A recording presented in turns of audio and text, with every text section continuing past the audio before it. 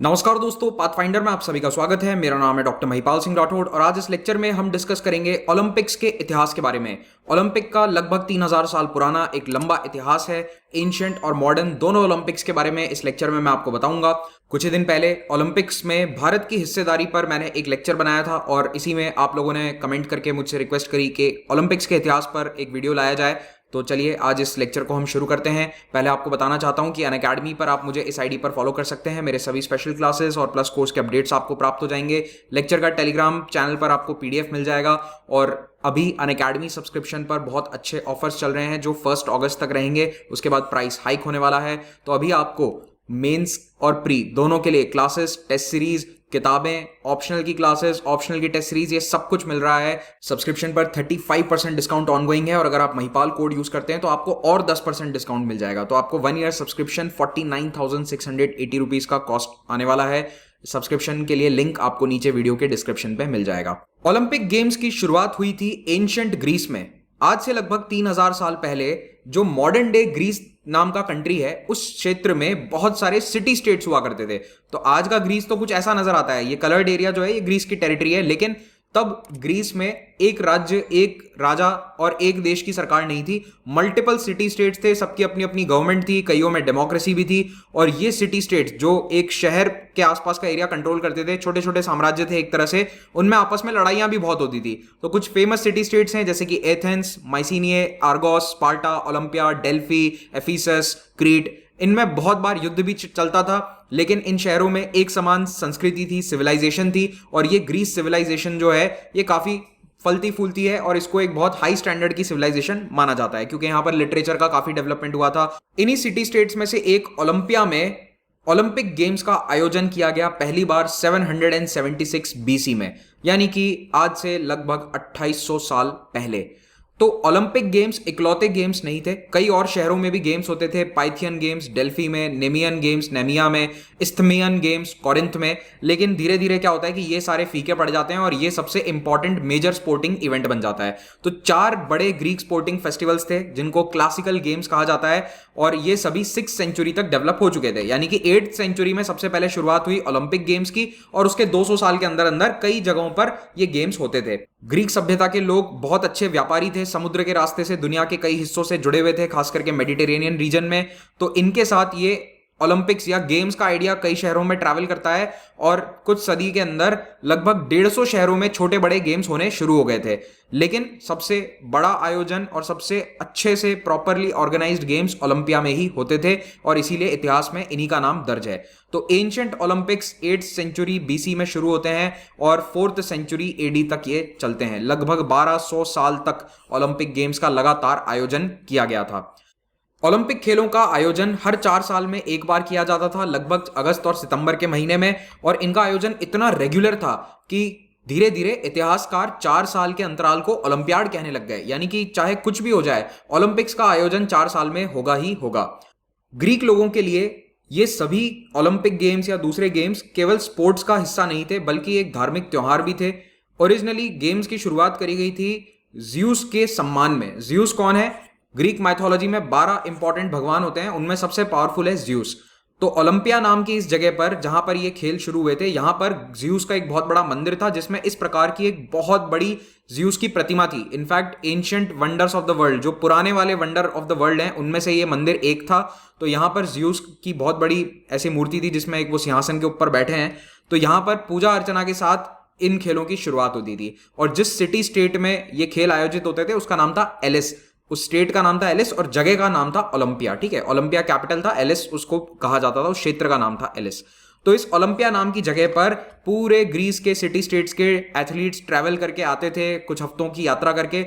और जब ये यात्रा करते थे उस समय इन्होंने आपस में एक संधि कर ली थी कि जब ओलंपिक गेम्स होंगे उस समय एथलीट ट्रैवल करते हैं तो कोई भी उन पर हमला नहीं करेगा। अगर किसी के बीच में युद्ध चल रहा है तो उस समय वो सीज फायर कर देंगे, कोई युद्ध नहीं होगा जब तक ओलंपिक गेम्स चलते हैं। एथलीट्स ट्रैवल करके ओलंपिया पहुंचते हैं और वापस अपने घर नहीं चले जाते तब तक कोई लड़ाई झगड़ा नहीं होगा। तो ये इसको ओलंपिक ट्रूस कहा जाता था कि जब गेम्स चल रहे हैं तब दुनिया में लड़ाई झगड़ा सब बंद, सब खेलों का आयोजन होगा, शांति से खेलों में हिस्सा लेंगे। और क्योंकि खेल ज्यूस के भगवान के सम्मान में होते थे तो सभी एथलीट कसम खाते थे स्पोर्ट्स के शुरुआत से पहले कि हम चीटिंग नहीं करेंगे, सारे रूल्स एंड रेगुलेशन का फॉलो करेंगे। तो इस प्रकार से आज भी आप देखोगे कि जो ओलंपिक की मशाल है वो इसी साइड से, ओलंपिया के जो आज खंडर हैं उन्हीं खंडरों में ओलंपिक की ज्वाला को प्रज्वलित किया जाता है। ये टॉर्च पूरी दुनिया में घूमती हुए फाइनली होस्ट सिटी तक जाती है। लगभग 1 साल 1.5 साल ये ट्रैवल करती है। आज भी ओलंपिया के जो रूइंस हैं वो मौजूद है, जहां पर पुरानी रेसेस होती थी, जो स्टेडियम्स हैं वो सब हम देख सकते हैं ग्रीस में ओलंपिया नाम की जगह पर। इस प्रकार के रूइंस हैं। यहां से सारे एथलीट जो हैं चलकर जाते थे मशाल के साथ साथ, और ज्यूस के मंदिर तक जाने का ये रास्ता था, ये मेन स्ट्रीट थी वहां की। शुरुआती ओलंपिक्स में केवल एक इवेंट होता था, वो थी दौड़। तो 776 बीसी में पहली ओलंपिक रेस हुई थी और लगभग 200 मीटर का डिस्टेंस होता था। और जो पहला व्यक्ति ओलंपिक चैंपियन बना था उसका नाम था कोरिबस एलिस का ही था, लोकल चैंपियन बना था। और ये एक कुक था, मतलब ये कोई प्रोफेशनल दौड़ने वाला व्यक्ति नहीं था, खानसामा था जो पार्ट लेने आया इस टूर्नामेंट में और रेस जीत गया। तो शुरुआती सदियों में 150-200 साल तक ऐसा होता था कि आम आदमी जो अपना नॉर्मल टाइम में कुछ दूसरा काम करता है, रेगुलर काम करता है, वो आके ओलंपिक्स में हिस्सा लेते थे और इन इवेंट्स में जीत जाते थे, या मतलब इस इवेंट में हिस्सा लेते थे। प्रोफेशनल्स नहीं होते थे। लेकिन धीरे धीरे क्या होता है कि कुछ सदियों बाद प्रोफेशनल्स होने लग गए। प्रोफेशनल लेकिन ऐसा नहीं कि पूरे साल केवल दौड़ने की प्रैक्टिस कर रहे हैं, हाँ इवेंट से 1 महीना 2 महीना पहले वो ओलंपिया पहुंचकर लगातार ट्रेनिंग करते थे। शुरुआती ओलंपिक्स की सफलता के बाद धीरे धीरे लोग यहां पर एक रेस देखते देखते बोर हो गए। उन्हें लगा कि क्या 4 साल में एक बार ये रेस देखते हैं, एक दिन में खत्म हो जाता है इवेंट, उसमें अब इतना मजा नहीं आता। तो आयोजन करने वालों ने दिमाग लगाया और कहा कि अब हम 2 रेस करवाएंगे। फिर 3 रेस हुई, फिर 4 रेस हुई, मतलब 200 मीटर की जगह 400 मीटर दौड़ाने लगे। फिर 3.5 किलोमीटर की रेस आई है और अल्टीमेटली इन्होंने डिसाइड किया कि दूसरे इवेंट्स भी लाएंगे। तो wrestling, boxing, javelin throw, pentathlon, equestrian, chariot racing, ये सब शामिल किए गए। धीरे धीरे कुश्ती सबसे पॉपुलर हो गया क्योंकि लोगों को बस लड़ते हुए देखने में ही मजा आता है। और बाय द वे ये सारे खेलों में कपड़े नहीं पहने जाते थे, नग्न अवस्था में सारे एथलीट हिस्सा लेते थे। केवल पुरुष ओलंपिक्स में हिस्सा लेते थे और कपड़े नहीं पहनते थे क्योंकि कपड़ों के कारण जैसे फंस सकते हैं कपड़े, इधर उधर दौड़ने में वेट आ जाता है। उस समय के कपड़े आज की तरह हल्के फुल्के नहीं होते थे, बहुत सारे कपड़े ढीले ही होते थे, तो उनसे खेलों में दिक्कत आती थी। तो कोई भी कपड़े पहनकर इन इवेंट्स में पार्ट नहीं लेता था। फिर उसके बाद लॉन्ग जंप जैसे इवेंट आते हैं, डिस्कस थ्रो आ गया, जैवलिन थ्रो आ गया, ये चैरियट यानी कि रथ वाले जो स्पोर्ट्स हैं, रेसेस हैं, ये आने लग गई। कुछ सालों बाद एक शानदार इवेंट स्टार्ट किया गया, पैंक्राशन। पैंक्राशन आज के समय के एमएमए जैसा था। इसमें कोई रूल्स एंड रेगुलेशन नहीं थे, बस एक नियम था कि आप अपने प्रतिद्वंदी को काट नहीं सकते और उसकी आंख नहीं नोच सकते, बाकी जो करना है करो, जैसे मारना है मारो। तो जैसे रेसलिंग और बॉक्सिंग में तो बहुत सारे रूल्स होते हैं, है ना, कि आप हर कहीं मार नहीं सकते अपने प्रतिद्वंदी को, लेकिन pankration was like a free fight. तो ये सबसे पॉपुलर इवेंट हो गया था क्योंकि अगेन लोगों को हिंसा पसंद है। खैर एमएमए टाइप की ये फाइटिंग थी, इसी से आज का मॉडर्न एमएमए इंस्पायर्ड है। और जब ये इतने सारे इवेंट हो जाते हैं तो एक दिन की बजाय ये गेम्स 4 दिन तक होने लगे। पहले एक दिन में होता था क्योंकि क्या दौड़ ही तो करवानी थी, एक दिन में खत्म हो जाता था।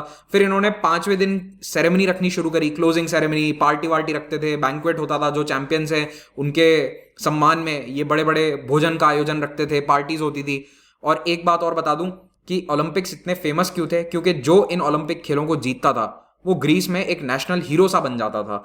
जो व्यक्ति ओलंपिक में जीतकर अपने घर जाता था वापस, उसका स्वागत होता था, लोग उसको गलियों में आकर उसके लिए खड़े होकर तालियां बजाते थे।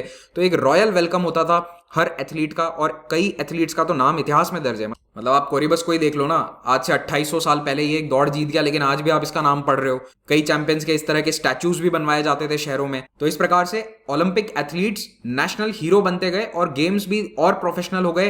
तो इस प्रकार से ओलंपिक की ख्याति ग्रीस ही नहीं बल्कि दुनिया के दूसरे हिस्सों में भी काफी तेजी से फैलने लगी। लेकिन 600 साल बाद ग्रीस अपनी आजादी खो देता है और इसी के साथ ओलंपिक्स का जो डाउनफॉल है वो स्टार्ट होता है। एक्चुअली रोमन एम्पायर अब ज्यादा पावरफुल हो गया, तो पड़ोस में यहाँ इटली है, वहां पर रोमन एम्पायर हुआ करता था। तो रोमन एम्पायर ताकतवर होता है और 2nd सेंचुरी 20 में ये ग्रीस वाला जो एरिया है इस पर कब्जा कर लेता है। और धीरे धीरे रोमन एम्पायर ऑलमोस्ट आज का जो पूरा दक्षिणी यूरोप, टर्की और अफ्रीका का नॉर्दर्न कोस्ट है इसको कंट्रोल करता था। तो ये जो रोमन एम्पायर है इसमें ग्रीक ओलंपिक्स को हेय दृष्टि से देखा जाता था। यानी कि ये लोग रोमन्स देखते थे कि क्या मजाक लगा रखा है, उछल कूद करते रहते हो तुम ग्रीस के लोग। उन्हें ये सब पसंद नहीं था। वो सोचते थे कि एथलेटिक्स तो बच्चों का खेल है और ये बड़े आदमी को ये सूट ही नहीं करता है कि इस तरह से खेलों में हिस्सा लें। ये लॉन्ग जंप, डिस्कस थ्रो, ये सब उन्हें बहुत ही स्टूपिड लगता था रोमन्स को। हाँ, रोमन्स अपने खुद के ग्लैडिएटर गेम्स करवाते थे, लेकिन इनके जो ग्लैडिएटर गेम्स हैं ये ज्यादातर एंटरटेनमेंट के लिए होते थे, जनता को खुश रखने के लिए। इसमें ऐसा कुछ नहीं था कि भगवान को खुश करना है, भगवान के सम्मान में है, कोई बहुत प्रॉपर रूल्स हैं, ऐसा कुछ नहीं था। ग्लैडिएटोरियल गेम्स जो थे उनके लिए रोमन्स ने भी बहुत स्टेडियम बनाए, लेकिन ग्रीक अपने स्पोर्ट्स को बहुत सीरियसली लेते थे, ये ऑर्गेनाइजेशन में बिलीव करते थे और मानते थे कि स्पोर्ट्स में कोई चीटिंग नहीं होनी चाहिए, और ये इनको कॉन्टेस्ट कहते थे। जबकि रोमन्स अपने गेम को गेम्स कहते थे, और गेम्स शब्द का मतलब ही ये है कि वो एंटरटेनमेंट के लिए। तो कुल मिलाकर रोम के शासन के अधीन आने के बाद ग्रीक एथलेटिक्स की जो गतिविधियां हैं वो थोड़ी सी कम हो जाती हैं, लेकिन ऐसा नहीं है कि आयोजन पूरी तरह से बंद हो गया। बस देखो, ये होता है कि जब सरकार आपको सपोर्ट कर रही है, प्रशासन सपोर्ट करता है, तो कोई भी आयोजन और बेहतर तरीके से होता है। तो रोमन्स जो हैं वो तो अपने एथलीट ही नहीं भेजते थे, वो तो हंसते थे इन पे, ग्रीक्स पे। तो ग्रीक्स अपना बेचारे करते रहे, ओलंपिक गेम चलाते रहे। 4th सेंचुरी आते आते रोमन एम्पायर पूरी तरह से क्रिश्चियनाइज हो चुका था, और फाइनली रोम का जो राजा है उसने भी क्रिश्चियन धर्म अपना लिया।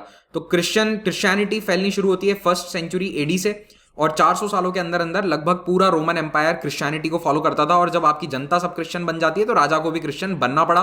और जो उस वक्त रोमन एम्पायर था थियोडोसियस I, उसने पहले टेम्पररी बैन लगा दिया 393 एडी में, और उसके बाद उसका जो बेटा था थियोडोसियस II, उसने सन 400 में तो परमानेंट बैन लगा दिया कि आज के बाद कोई भी ओलंपिक खेलों का आयोजन नहीं होगा, क्योंकि इन खेलों को भगवान जियूस के सम्मान में ऑर्गेनाइज कराया जाता था। और इस नए क्रिश्चियन एम्परर को ये लगा कि ये पेगन एक्टिविटी है। पेगन का मतलब वो पुराना धर्म जिसको ग्रीक और रोमन एम्पायर के लोग पहले फॉलो करते थे। तो देखो, क्रिश्चियनिटी के पहले जितने भी ये एंशिएंट रिलीजन थे इन क्षेत्रों के, उनको पेगन कहा जाने लगा कि ये पुराने रिलीजन है जिसके अंदर स्टैचूज को, ओलंपियंस को, गॉड्स को, इनको पूजा जाता है। तो ये सभी गतिविधियों पर प्रतिबंध लगाने के कारण ओलंपिक खेलों पर भी बैन लगा दिया गया, क्योंकि रोमन एम्पायर ने इनको एक रिलीजियस ऑर्गेनाइजेशन के रूप में देखा, ना कि खेलों के रूप में। तो फाइनली 1200 साल तक आयोजित किए जाने के बाद, 293 ओलंपिक गेम्स होने के बाद ये गेम्स फाइनली खत्म हो जाते हैं। लेकिन अंग्रेजी में एक कहावत है कि an idea can never be destroyed, एक विचार को कभी खत्म नहीं किया जा सकता। बिल्कुल उसी तर्ज पर ओलंपिक खेलों का विचार भी मानव सभ्यता के इतिहास में हमेशा के लिए दर्ज हो गया, और 1500 साल बाद जाकर कुछ लोगों ने फिर से इन ओलंपिक खेलों को पुनर्जीवित करने की बात सामने रखी। तो 1821 में ग्रीस ऑटोमन एम्पायर से नया नया आजाद हुआ था, और उसके बाद ग्रीस में पुराने कल्चर को लेकर, पुरानी सभ्यता को लेकर बातें फिर से तेज होती हैं। इसी माहौल में 1833 में एक फेमस राइटर, न्यूज़पेपर एडिटर और पोएट थे ग्रीस में, पैनाजियोटिस सुत्सोस। इन्होंने एक कविता लिखी, डायलॉग ऑफ द डेड, और अपने इस कविता और अपने अखबार के माध्यम से इन्होंने लगातार ये बात उठाई कि हमें पुराने ओलंपिक्स को फिर से शुरू करना चाहिए। इन आइडियाज से प्रेरित होकर एक अमीर ग्रीक आदमी इवेंजेलोस जापास ने यह बात कही कि मैं इन गेम्स को स्पॉन्सर करूंगा, हम गेम्स को शुरू करते हैं। तो 1859 में पहले मॉडर्न ओलंपिक खेलों का आयोजन किया गया। जी हां, आपने 1896 सुना होगा, लेकिन ये प्रोटो ओलंपिक्स है। इसमें दूसरे देशों के एथलीट्स ने हिस्सा नहीं लिया था, केवल ग्रीस के लोग थे, और इनको जापास ओलंपिक्स भी कहा जाता है क्योंकि जापास ने सारा पैसा ये स्पॉन्सर किया था। तो अगर कभी गलती से एग्जाम में ये पूछ लिया जाता है कि 1896 ऑप्शन में नहीं हो और जापास ओलंपिक्स के लिए या 1859 के लिए कहीं जिक्र हो, तो इस बात को अपने दिमाग में रखना कि पहले ओलंपिक खेल मॉडर्न टाइम्स में 1859 में हुए, और इस बार आयोजन ओलंपिया में नहीं बल्कि एथेंस में हुआ। देखो, ओलंपिया तो बिल्कुल खंडर बन चुका था, वहां पे करवाने का कोई सेंस नहीं था। तो एथेंस शहर में जो स्टेडियम था उसको जापास ने रेनोवेट कराया, पूरा बड़े स्तर पर कंस्ट्रक्शन करवाकर, और वहां पर मॉडर्न ओलंपिक खेलों को शुरू किया गया। तो इसमें मोस्टली ग्रीस के और थोड़े बहुत ऑटोमन एम्पायर से एथलीट्स आए थे। 59 के बाद 1870 और 1875 में भी खेलों का आयोजन हुआ। 1870 वाले खेल तो काफी सक्सेसफुल भी थे, 30,000 दर्शक भी इन खेलों में आए थे, और ये जो नया नवेला रेनोवेटेड स्टेडियम बना था, पैन एथेनिक स्टेडियम, ये आगे भी कई ओलंपिक खेलों का साक्षी बना। इसी समय पैरेलल में एक दूसरे ओलंपिक खेल आयोजित किए गए इंग्लैंड में। इनको कहा जाता है वेनलॉक ओलंपिक्स। बेसिकली 1850 में एक डॉक्टर थे, डॉक्टर विलियम पेनी ब्रुक्स। तो ये जहां पर रहते थे, रूरल एरिया था इंग्लैंड का, वेनलॉक नाम का एक क्षेत्र है। तो वहां पर इन्होंने एक संगठन बनाया और ये डिसाइड किया कि नौजवानों को खेलों के प्रति सजग करने के लिए हमें एक खेलों का आयोजन करना चाहिए। आइडिया इन्होंने भी पुराने ओलंपिक खेल से ही लिया था। तो इन्होंने अपने क्षेत्र के ओलंपिक खेल शुरू किए। तो इसमें तो बस आसपास के एरिया के लोग आते थे, धीरे धीरे ये खेल पॉपुलर होते गए। तब इसमें पूरे इंग्लैंड से, यूके से लोग आने लगे, और आप जानकर हैरान हो जाओगे कि ये खेल आज भी चलते हैं। तो वेनलॉक ओलंपियन गेम्स 2021 भी हो रहा है। हर साल ये खेल हो रहे हैं। बीच में कुछ सालों के लिए बंद हो गए थे, बट अभी पिछले 40 साल से तो लगातार ऑर्गेनाइज हो रहे हैं। डॉक्टर ब्रुक्स इन ग्रीस वाले खेलों से भी काफ़ी इंप्रेस थे।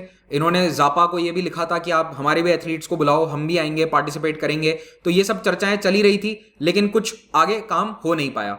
अल्टीमेटली 1890 में जाकर एक इंटरनेशनल ओलंपिक्स की रूपरेखा तैयार होनी शुरू होती है, जब एक फ्रेंच व्यक्ति जिसका नाम था पियर डी क्यूबर्टीन, इनको यह आइडिया आता है कि पूरी दुनिया के लोगों को शामिल करके एक इंटरनेशनल ओलंपिक्स करवाना चाहिए। जैसा पुराना ओलंपिक था उसमें अलग अलग गणराज्यों से लोग आते थे, सिटी स्टेट से पार्टिसिपेशन आते थे, वैसे ही अब दुनिया के सारे देश जो हैं वो मिलकर एक ओलंपिक खेल करें, उसमें मजा आएगा। पियर डी क्यूबर्टिन ने पहली बार अंतरराष्ट्रीय ओलंपिक खेलों का सपना देखा। एक्चुअली क्यूबर्टिन एक अमीर आदमी थे, पैसा वैसा था इनके पास, एरिस्टोक्रेट थे, यानी कि बहुत अच्छी फैमिली से आते थे उस समय, नोबल फैमिलीज जो होती हैं। तो इनको ये आइडिया आया कि देखो फ्रांस के जो नौजवान हैं वो कमजोर होते जा रहे हैं। एक्चुअली 1871 में क्या हुआ था कि फ्रांस जर्मनी से एक लड़ाई हार गया था, फ्रैंको प्रशियन वॉर में। तो इनको लगा कि हमारे देश के जो नौजवान हैं, युवा हैं, वो खेलते कूदते नहीं है, कोई कल्चर नहीं है स्पोर्ट्स का, तो फ्रांस और पूरे यूरोप में खेल का कल्चर होना चाहिए। और इन्होंने सोचा कि जैसे एंशिएंट ओलंपिक्स में अलग अलग सिटी स्टेट से लोग आया करते थे, वैसे ही एक मॉडर्न डे ओलंपिक्स को शुरू करते हैं जिसमें सभी देशों के एथलीट आए। तो केवल ऐसा नहीं है कि इंग्लैंड में या फिर वो ग्रीस में जो ओलंपिक हो रहे हैं वैसा आयोजन हो, बल्कि इंटरनेशनल आयोजन होना चाहिए। तो क्यूबर्टिन वेनलॉक से काफी इंस्पायर्ड थे, वेनलॉक ओलंपियन सोसाइटी में गए भी थे, ये वहां के गेम्स देखे, काफी इंस्पायर हुए। डॉक्टर ब्रुक्स को इन्होंने कहा कि चलो अपन मिलकर शुरुआत करते हैं। लेकिन देखो अब ब्रुक्स और जापास जो हैं वो बहुत बूढ़े हो चुके थे, तो इन दोनों ने कहा कि बेटा अब तुम ही काम करो, हम तो मतलब हो गई हमारी उम्र। पियर डे क्यूबर्टिन ने कई लोगों को इकट्ठा किया एक मंच पर और एक सबसे पहले अंतर्राष्ट्रीय ओलंपिक समिति का गठन किया।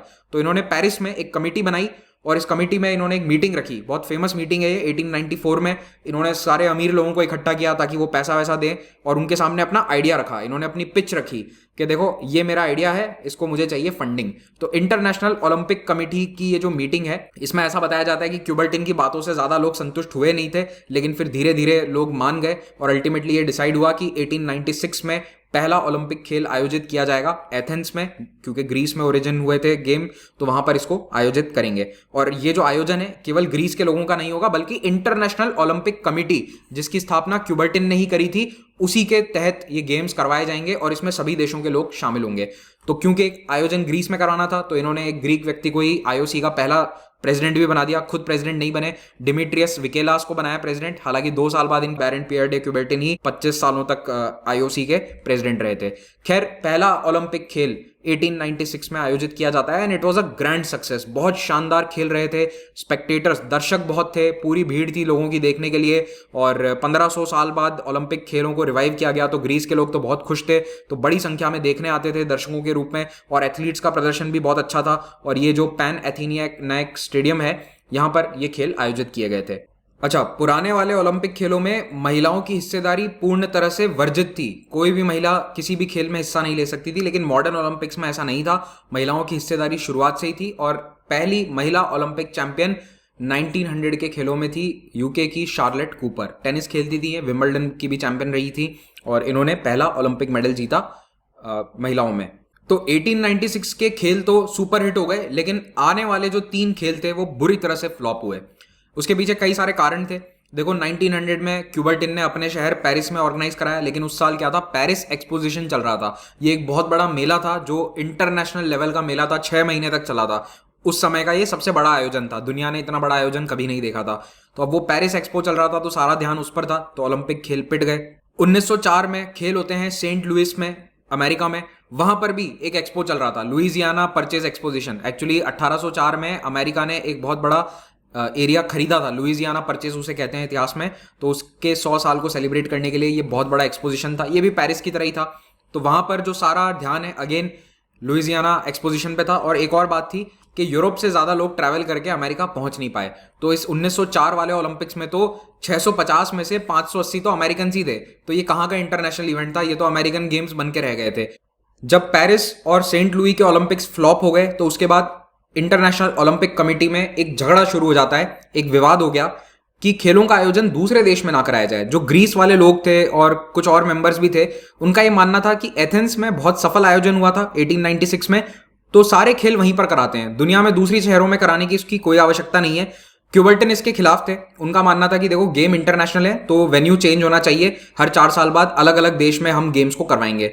लेकिन उस समय क्यूबर्टिन की चली नहीं, और 1906 में इंटरकैलेटेड गेम्स को आयोजित किया गया एथेंस में। तो एक ओलंपिक खेल हुए थे 1906 में सेंट लुई के 2 साल बाद, क्योंकि उस समय ऐसा लग रहा था कि शायद ये मूवमेंट बिल्कुल खत्म हो जाएगा। 1908 के ओलंपिक्स के आयोजन के लिए ना तो कोई शहर मिल रहा था, ना पैसा मिल रहा था, तो उन्होंने एथेंस में 1906 में एक गेम्स कराए और ये बहुत ही सक्सेसफुल रहे। ये वो पहले ओलंपिक्स थे जिसमें एक्चुअली में अंतरराष्ट्रीय पार्टिसिपेशन ढंग से था, प्रॉपर्ली रिकॉर्ड्स को रखा गया और जनता भी बहुत देखने आई थी। और ओलंपिक गेम 8-10 साल से जो फ्लॉप हो रहे थे, अब वो फिर से पॉपुलर हो गए। लेकिन आगे चलकर ओलंपिक कमेटी ने इन 1906 के खेलों को मानने से इनकार कर दिया, तो आज आपको इंटरनेशनल रिकॉर्ड्स में ये दर्ज नहीं मिलने वाले हैं। ठीक है, अभी आईओसी इनको रिकॉग्नाइज नहीं करती। जो 1904-08 वाला सीक्वेंस है उसी को माना जाता है। तो फिर 1906 के बाद 1908 वाले ओलंपिक्स ठीक ठाक आयोजित हो गए। 1908 वाले हुए थे लंदन में, फिर 1912 में स्टॉकहोम, उसके बाद प्रथम विश्व युद्ध आ गया तो 16 वाले ओलंपिक्स आयोजित नहीं कराए जाते। इसी प्रकार से वर्ल्ड वॉर 2 के टाइम पर 1940 और 44 वाले ओलंपिक्स नहीं करवाए गए। उसके अलावा ओलंपिक्स रेगुलरली हर 4 साल पे होते रहे हैं। वर्ल्ड वॉर 2 के बाद पहली बार ओलंपिक खेलों को स्थगित किया गया था। कहां पर? अभी टोक्यो 2021 में। तो 21 में हो रहे हैं टोक्यो ओलंपिक्स। अब जितने भी होस्ट सिटीज हैं, अगर आप उनको देखना चाहते हो, पढ़ना चाहते हो, तो मैं आपको रिक्वेस्ट करूंगा कि यहां पर वीडियो का स्क्रीनशॉट ले लेना। मैं सबका नाम वापस नहीं लेना चाहता। ये समर ओलंपिक गेम्स हैं और ये विंटर है। विंटर गेम्स के बारे में अभी हम आगे चर्चा करेंगे। ये लीजिए, स्क्रीनशॉट के लिए 2 सेकंड का पॉज दे देता हूं, आराम से स्क्रीनशॉट ले लो। इसका भी ले लो। अब थोड़ा सा इंटरनेशनल ओलंपिक कमेटी के बारे में जानकारी लेते हैं। तो इस कमेटी का गठन किया गया था 1894 में। बैरन पियर डे क्यूबर्टिन और कुछ अन्य लोगों ने मिलकर, 14 मेंबर थे दूसरे, और इसका शुरुआती हेडक्वार्टर पेरिस में था। लेकिन वर्ल्ड वॉर 1 के समय इन्होंने हेडक्वार्टर लॉसान स्विट्जरलैंड में चेंज कर लिया, क्योंकि जब युद्ध हो रहा था तो ऐसा लगा था कि बहुत सारा नुकसान हो सकता है। तो स्विट्जरलैंड न्यूट्रल था, तो इनको लगा कि स्विट्जरलैंड में ऑफिस रखते हैं, ठीक रहेगा। तब से अभी तक आईओसी का हेडक्वार्टर यहीं पर है, लॉसान स्विट्जरलैंड। लेकिन आपको बता दूं कि पैरालंपिक कमेटी है, जिसका जिक्र आगे आएगा, उसका हेडक्वार्टर लॉसान में नहीं है, बॉन शहर में है। जर्मनी का जो बॉन शहर है वहां पर पैरालंपिक कमेटी का हेडक्वार्टर है। अभी 2 साल पहले इंटरनेशनल ओलंपिक कमेटी ने अपना नया हेडक्वार्टर बनाया और बहुत शानदार हेडक्वार्टर है ये। इसमें 95% मटेरियल इन्होंने पुरानी बिल्डिंग जो तोड़ी थी उसी का रिसाइकल और रीयूज किया है। अब इस बात को समझो कि ओलंपिक कमेटी कोई यूनाइटेड नेशंस का संगठन नहीं है। इनफैक्ट यूएन से भी 50 साल पुराना है ये संगठन। आईओसी की जिम्मेदारी है कि खेल लगातार 4 साल के अंतराल पर चलते रहें, रेगुलरली होते रहें। उनका आयोजन करवाना मेनली आईओसी का काम है। खेल सही तरीके से ऑर्गेनाइज हो, ये भी बहुत जरूरी है। और पूरी दुनिया में ओवरऑल खेलों का डेवलपमेंट करना, ये भी आईओसी की जिम्मेदारी है। आईओसी एक परमानेंट ऑर्गेनाइजेशन है, ये अपने मेंबर्स को खुद चुनता है। 99 में यहां पर कुछ बदलाव किए गए, मेंबरशिप की संख्या बढ़ाई गई, तो 115 मेंबर्स हैं as of right now. 115 members मिलकर इंटरनेशनल ओलंपिक कमेटी बनाते हैं। तो इस कमेटी में 115 में से 70 इंडिविजुअल होते हैं, 15 जो अभी करंट ओलंपिक एथलीट्स हैं वो शामिल होते हैं, 15 नेशनल ओलंपिक कमेटी के प्रेसिडेंट्स, यानी कि जो अलग अलग देशों की ओलंपिक कमेटीज हैं उनके अध्यक्ष, और 15 इंटरनेशनल स्पोर्ट्स फेडरेशन के अध्यक्ष, जैसे कि फुटबॉल एसोसिएशन या वॉलीबॉल इंटरनेशनल एसोसिएशन है, उसके जो अध्यक्ष हैं वो भी इसमें सदस्य होंगे। मेंबर्स का चुनाव 8 साल के कार्यकाल के लिए होता है और उसमें फिर से चुनकर आ सकते हैं वो, लेकिन 70 साल की उम्र पे रिटायर होना जरूरी है। टर्म लिमिट्स हैं फ्यूचर प्रेसिडेंट के लिए, पहले नहीं थी, 99 में इन्होंने टर्म लिमिट रख दी। तो अब एक बार 8 साल के लिए चुन सकते हो और उसके बाद 4 साल के लिए आप प्रेसिडेंट वापस बन सकते हो। तो पहला कार्यकाल 8 साल का होता है, उसके बाद फिर से 4 साल के 2 कार्यकाल हो सकते हैं, ठीक है, for further periods of 4 years each. 15 सदस्यों का एक एग्जीक्यूटिव बोर्ड है जो रेगुलरली मीटिंग करता रहता है और जो डे टू डे काम है उसको देखेगा। पूरे आईओसी की मीटिंग साल में एक बार होती है सभी 115 मेंबर्स की, और कभी इमरजेंसी मीटिंग बुलानी है तो 1/3 सदस्यों के कहने पर वो बुलाई जा सकती है। इंटरनेशनल ओलंपिक कमेटी के जो प्रेसिडेंट रहे हैं उनके नाम आप यहाँ देख सकते हैं। ये जो दिमित्रियोस विकेलास थे ये तो 2 साल रहे थे, उसके बाद बैरॉन क्यूबर्टिन लगभग 30 साल प्रेसिडेंट रहे, और अभी कौन है प्रेसिडेंट? थॉमस बाक, जर्मनी के हैं ये, और 2013 से अभी 2021 में जब मैं ये लेक्चर बना रहा हूं तब थॉमस बाक आईओसी प्रेसिडेंट हैं। अंतर्राष्ट्रीय ओलंपिक कमेटी की तर्ज पर दुनिया के सभी देशों में एक राष्ट्रीय ओलंपिक समिति होती है। अभी 200 ऐसी समितियां बनी हुई है। इनफैक्ट यूनाइटेड नेशंस के मेंबर्स जितने नहीं है उससे ज्यादा कमिटीज है, क्योंकि बहुत सारे ऐसे एंटिटीज हैं, यानी कि ऐसे देश हैं जिनको ऑफिशियली दुनिया रिकॉग्नाइज नहीं करती, लेकिन ओलंपिक में उनकी टीम्स रिकॉग्नाइज्ड होती हैं। तो टोटल 200 कमिटीज हैं और 200 देशों का पार्टिसिपेशन होता है ओलंपिक्स में। अब नेशनल ओलंपिक कमेटी के लिए कुछ रिक्वायरमेंट्स हैं। कोई भी राष्ट्रीय ओलंपिक समिति में दूसरे स्पोर्ट्स के फेडरेशंस भी शामिल होने चाहिए, जैसे boxing federation, football federation etcetera, और इन फेडरेशंस का भी ऑफिशियली अपने अपने अंतर्राष्ट्रीय ऑर्गेनाइजेशन या अंतर्राष्ट्रीय फेडरेशन से एफिलिएशन होना जरूरी है। मान लो कि जैसे अब मैं भारत में अपना बॉक्सिंग फेडरेशन चालू नहीं कर सकता क्योंकि मेरे फेडरेशन को अंतर्राष्ट्रीय बॉक्सिंग फेडरेशन से रिकग्निशन नहीं मिलने वाली है, मान्यता नहीं मिलेगी। तो जो रिकग्नाइज्ड बॉडीज हैं केवल वही राष्ट्रीय ओलंपिक समिति का भी हिस्सा हो सकती हैं। इन राष्ट्रीय ओलंपिक समितियों का ये काम होता है कि वो अपने देश में ओलंपिक मूवमेंट को आगे बढ़ाएं, ओलंपिक्स में हिस्सा लेने के लिए जिन एथलीट्स को भेजना है उनका नाम आगे आईओसी के पास भेजें और ओवरऑल स्पोर्ट्स का डेवलपमेंट करवाएं अपने देश में। कुछ और कंडीशंस भी हैं, जैसे कि जो भी राष्ट्रीय ओलंपिक समिति है वो नॉट फॉर प्रॉफिट होना चाहिए। ऐसा नहीं है कि ओलंपिक समिति अपने स्तर पर प्रीमियर लीग का आयोजन कराकर करोड़ों रुपए कमा रही है, वो अलाउड नहीं होता है। और इन समितियों को किसी भी प्रकार की पॉलिटिक्स में इन्वॉल्व नहीं होना है, कोई भी कमर्शियल डील्स वगैरह नहीं करनी है। तो कुल मिलाकर ये स्वायत्त संस्थाएं होनी चाहिए, कंप्लीटली इंडिपेंडेंट, किसी भी प्रकार का सरकारी या पॉलिटिकल हस्तक्षेप इनमें नहीं होना चाहिए, कोई भी धार्मिक अफेयर्स का भी इनमें इंटरफेरेंस ना हो। कुल मिलाकर इंटरनेशनल और नेशनल ओलंपिक कमेटी ये पूरी तरह से न्यूट्रल रहने की कोशिश करते हैं। भारत में ओलंपिक मूवमेंट की शुरुआत होती है 1920 में, जब एंटवर्प ओलंपिक्स के लिए भारत की तरफ से एक टीम भेजी गई। और उस समय दोराबजी टाटा जो हैं उन्होंने, और बॉम्बे का जो उस वक्त का गवर्नर था उसने मिलकर ये टीम भेजी थी। तो 1920 में जब उन्होंने टीम भेजी तो अगले ओलंपिक्स यानी कि 1924 पेरिस ओलंपिक्स के पहले उन्होंने एक कमेटी बना ली। तो ऑल इंडिया ओलंपिक कमेटी की स्थापना 1923 में होती है और इस ओलंपिक कमेटी ने एक राष्ट्रीय खेलों का आयोजन करवाना शुरू किया जिनको ऑल इंडिया ओलंपिक गेम्स कहा जाता था। तो फरवरी 1924 में ये खेल आयोजित होते हैं। यहाँ पर जो जीते उनको ओलंपिक्स में भेजा गया। इस तरह से ओलंपिक की टीम सिलेक्ट होती थी। धीरे धीरे ये ऑल इंडिया ओलंपिक गेम्स राष्ट्रीय खेल बन गए। आज़ादी के बाद इनका नाम चेंज कर दिया गया, इन्हें अब हम नेशनल गेम्स कहते हैं। और 1927 में ये जो ओलंपिक कमेटी थी इसको ऑफिशियली गठित किया गया as Indian Olympic Association, IOA। अब चर्चा करते हैं विंटर ओलंपिक्स की।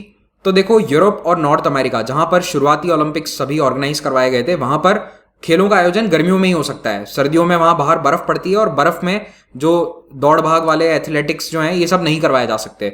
सर्दियों में अलग प्रकार के खेल होते हैं, जैसे कि आइस हॉकी, इस तरह के खेल खेले जाते हैं।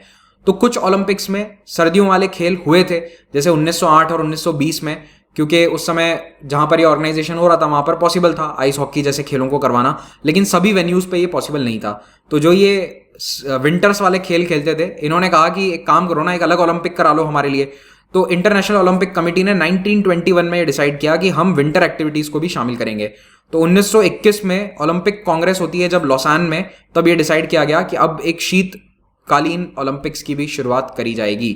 तो 1924 में पहले विंटर ओलंपिक्स का आयोजन किया गया और उसके बाद से रेगुलरली विंटर ओलंपिक्स भी ऑर्गेनाइज कराए जा रहे हैं। लेकिन आप फर्क देख सकते हो कि उस समय के ओलंपिक खेलों में पहनने के कपड़ों में और आज के ओलंपिक्स में कितना ज़मीन आसमान का फ़र्क है। अब काफ़ी प्रोफेशनल स्तर पर इनका आयोजन होता है और अब तो ये टेलीवाइज्ड इवेंट्स होते हैं। अब विंटर ओलंपिक्स जो हैं ये पहले समर ओलंपिक्स के साथ ही होते थे, सेम ईयर रहता था उनका। लेकिन 92 में ये डिसीजन लिया गया कि 2-2 साल के गैप पर कराओ ताकि थोड़ा सा स्पेस आउट हो जाए, मैनेजमेंट वगैरह आसान होता है। तो आप देखो यहाँ तक ये सभी एक ही साल में विंटर और समर ओलंपिक हो रहे हैं और 94 से 2 साल के गैप पर इनका आयोजन होने लगा था। इससे फायदा ये हो जाता है कि ओलंपिक कमेटी को थोड़ा टाइम मिल जाता है दोनों खेल को प्रॉपर्ली आयोजित करने के लिए, और बजट के हिसाब से भी इनके लिए थोड़ा बेहतर रहता है। 2-2 साल के अंतराल पे budgeting is easier than having both the games in 1 year. अब आ जाते हैं हम पैरालंपिक्स पर। देखिए 1948 में ओलंपिक खेलों का आयोजन लंदन शहर में किया जा रहा था। द्वितीय विश्व युद्ध के बाद 12 साल बाद ओलंपिक्स हो रहे थे और इस समय लंदन के अस्पतालों में ऐसे बहुत सारे सैनिक थे जिन्होंने वर्ल्ड वॉर के दौरान अपने हाथ और पांवों को खोया था। तो ये जो पैरालाइज्ड या फिर जो फिजिकली डिसेबल्ड सैनिक थे, इनका मनोबल बढ़ाने के लिए एक लंदन में स्थित एक डॉक्टर ने ये डिसाइड किया कि ओलंपिक खेलों के साइड में पैरेलल में हम एक स्पोर्ट इवेंट ऑर्गेनाइज करते हैं। तो सभी हॉस्पिटल्स का आपस में यहाँ पर चैंपियनशिप इन्होंने स्टार्ट किया। तो जिस हॉस्पिटल में जो सैनिक भर्ती थे वो आपस में उन्होंने खेलने शुरू किए और ये इवेंट ओलंपिक्स के समय थोड़ा सा हाईलाइट हो गया और काफी चर्चा में आ गया। और एक बात और बता दूं कि ये लुडविग गटमान जो है ये जर्मन डॉक्टर थे और वर्ल्ड वॉर शुरू होने के जस्ट पहले नाजी जर्मनी में ये हिटलर्स के परसिक्यूशन से बचने के लिए लंदन आ गए थे। तो लुडविग गटमान ने ये एक्सपेरिमेंट शुरू किया। धीरे धीरे इन्होंने ये खेल रेगुलरली करवाने शुरू किए इंग्लैंड में ही।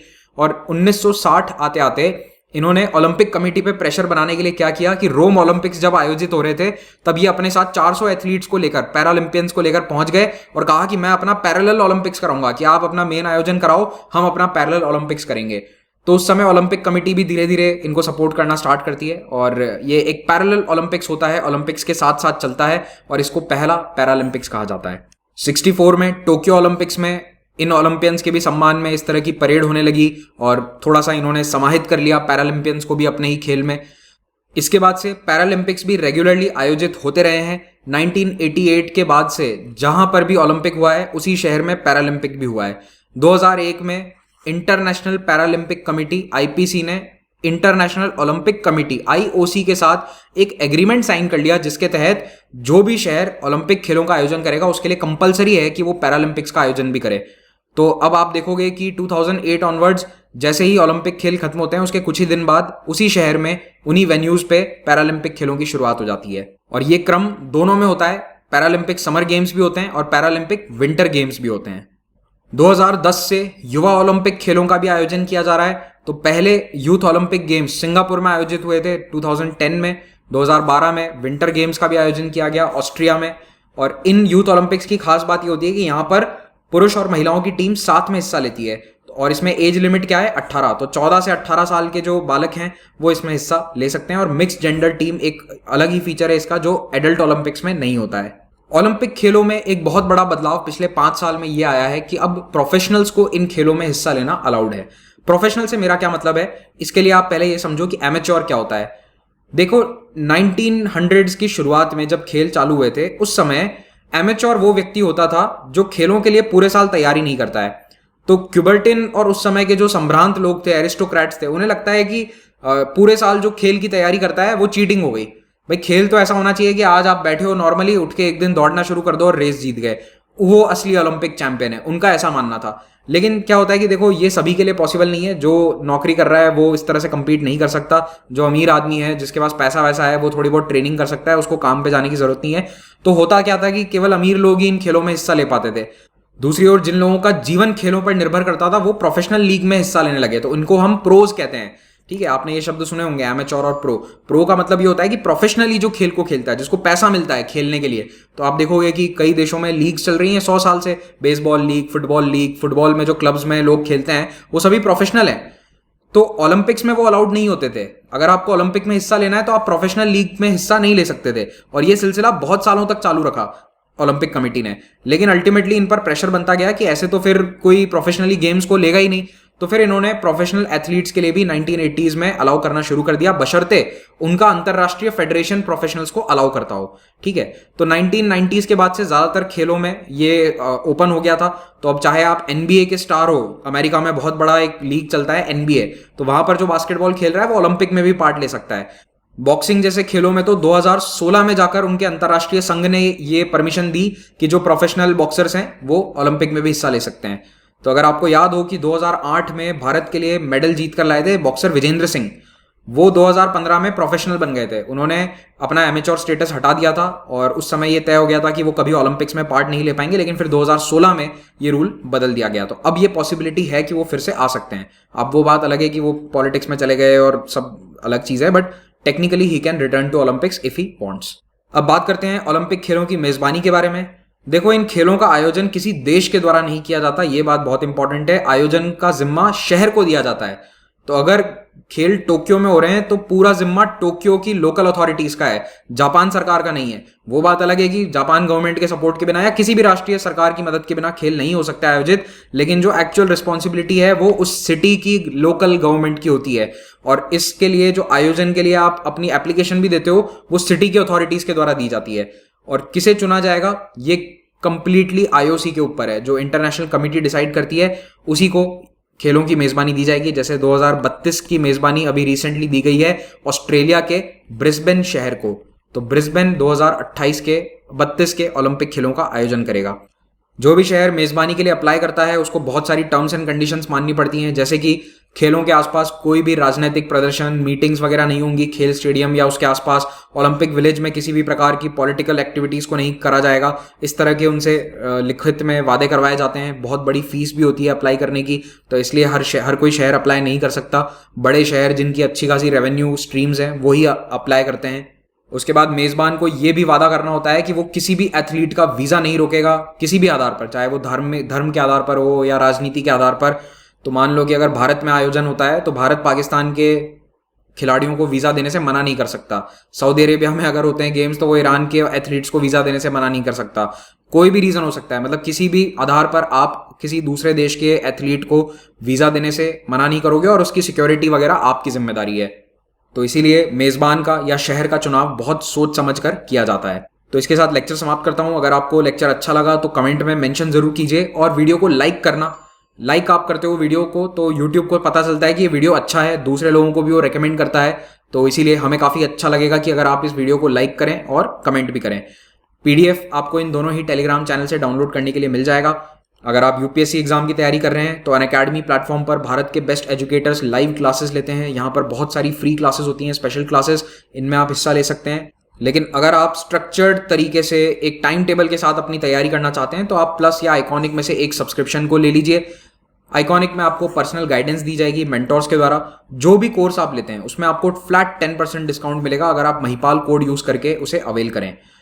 अगले महीने अगस्त में मेरा एक प्लस कोर्स आ रहा है मिडिवल हिस्ट्री पर। तो अगर आप मुझसे मिडिवल हिस्ट्री पढ़ना चाहते हैं, 12 घंटे का ये कोर्स है, 19 अगस्त को स्टार्ट हो रहा है। इसका लिंक नीचे आपको डिस्क्रिप्शन में मिल जाएगा, उसे ज्वाइन कीजिए अगर आप प्लस सब्सक्राइबर हैं। और अगर आप प्लस सब्सक्राइबर नहीं है तो आप कोर्स लेने के बाद, सब्सक्रिप्शन लेने के बाद इस कोर्स को ज्वाइन कर सकते हैं। जैसे ही आप सब्सक्रिप्शन लें तो आप एक बैच को भी ज्वाइन कर लीजिए।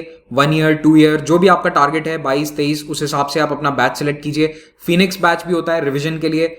इस वक्त सब्सक्रिप्शन पर बहुत अच्छे ऑफर चल रहे हैं। कॉम्बो सब्सक्रिप्शन जो आपको 50,000 से भी कम प्राइस में अभी मिल जाएगा, उसमें एक्सटेंडेड वैलिडिटी है, फ्री टेस्ट सीरीज है, प्रीलिम्स और मेंस दोनों की। ईएमआई ऑप्शन पर आप उसे अवेल कर सकते हैं। जीएस की किताबों का सेट पूरा फ्री है। साथ ही साथ कुछ और बेनिफिट्स हैं जो यहाँ सीएससी एश्योर के तहत आपको मिल जाएंगे।